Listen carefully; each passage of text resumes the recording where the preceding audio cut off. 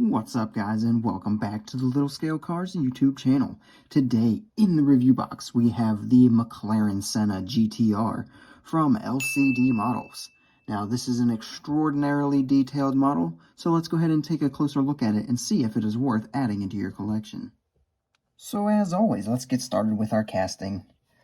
Take a quick look at our proportions, spin it around, take some quick looks at it. As we can see, nothing looks out of place, nothing looks wonky. We are a perfect 1/64th scale. We'll go ahead and pop the real-life car up in the top right corner there for you to compare.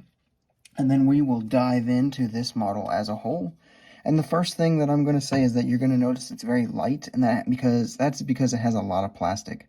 So from what I can tell, this main body section up here is what is the metal piece. All this up here is plastic.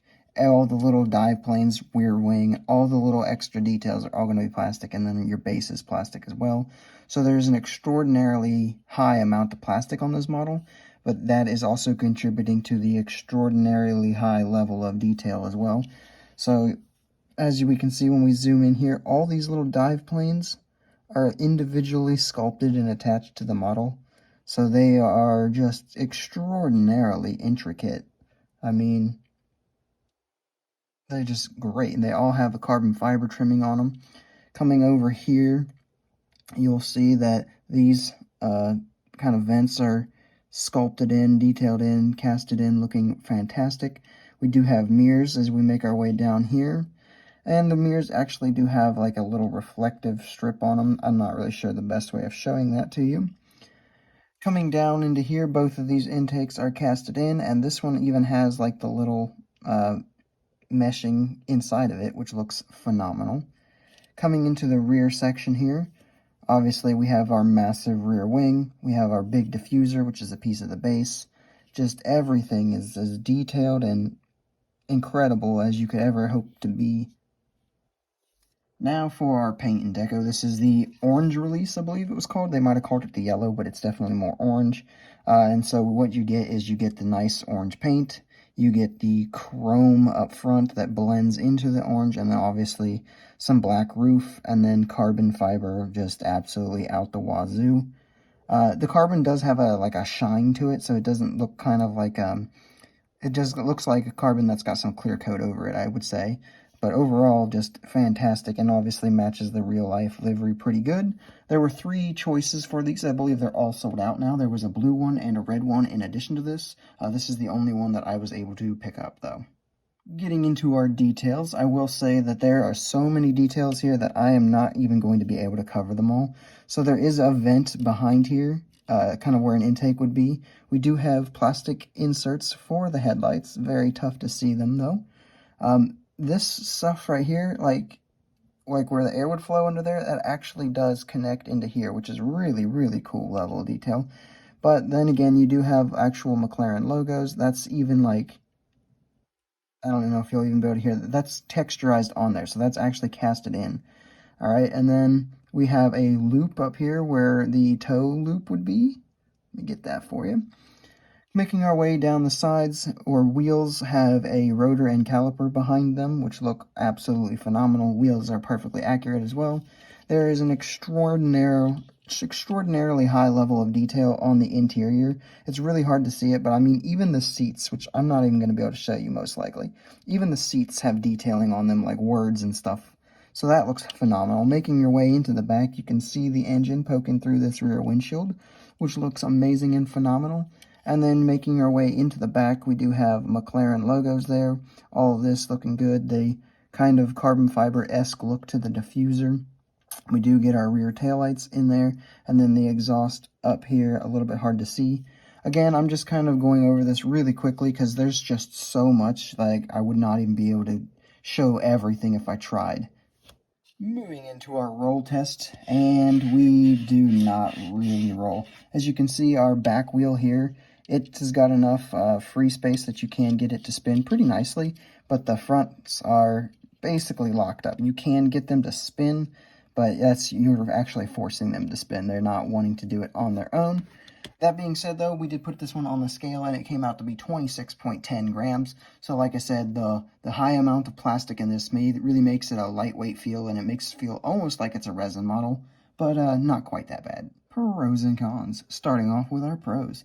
So the biggest pro for this one is that at the time of this filming, this is the only 1/64th scale McLaren Senna GTR available. There is a CM model coming, but at the time, it's no release date or anything is really known for that. So this is the only way to get this car in 1/64th at the time.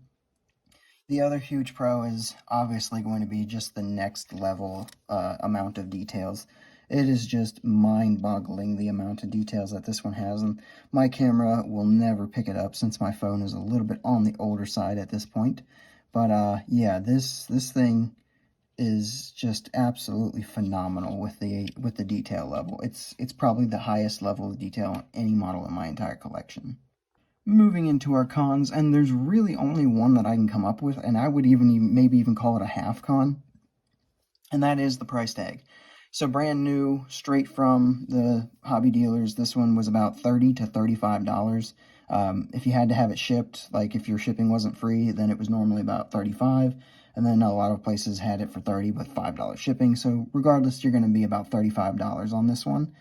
And I'm only putting that as kind of like a half con, more or less, because I think it's worth $35 for the sheer amount of detail, but it definitely makes you kind of hesitate before you buy it for sure. Moving into size comparisons, here we have it with some other McLarens you might have in your collection, with the recently reviewed McLaren Solus GT from Hot Wheels, and the McLaren P1 GTR from CM model that we also recently reviewed.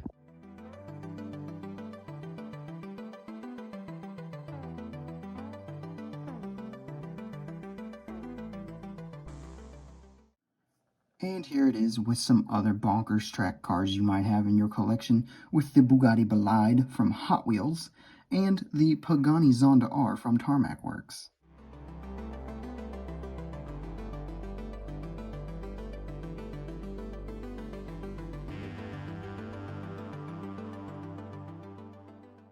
Alright, now it is time to give our final scores.